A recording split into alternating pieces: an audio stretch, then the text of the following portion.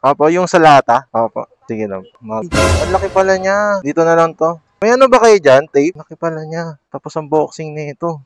Yung magbabayad nito yung kanina, no? Bale, tatawag ko muna sa kanya. Kasi, ano, pwede ko makuha yung number niya? Siya ba yung kausap ko kanina? Hello po? Kasi, Parang nag-car na. opo ma'am, kasi ito ma'am, ano lagpas po kasi ito sa size ng ano namin, yung sa lalabag. So ito, hindi makakarga po ito sa lalabag. Ano talaga siya? Nila pwede sana nag-car na lang ako if that's an option pala. Kahit ano ma'am, 100 ma'am. Para lang ano to, kasi nandito na kasi ako ma'am eh. Para makapunta na po ako dyan. Sige po, wala na po ako magagawa eh. Gusto rin naman kasi tinanong namin eh. Sige po, ako na lang abono niyan. Okay po. Punta na lang po ako dyan ma'am. Oh, thank you po ma'am. Okay na po. Hindi kaya mayupi ito. Wala na akong maupuan eh.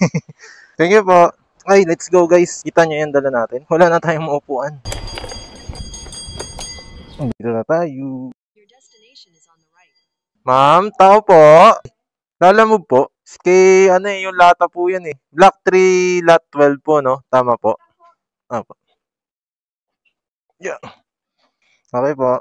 Na-drop off na natin yung pinakauna nating deliver. Ay, grabe. Ang sarap talaga. Ang relax oh. Wala na yung mabigat sa likod. So,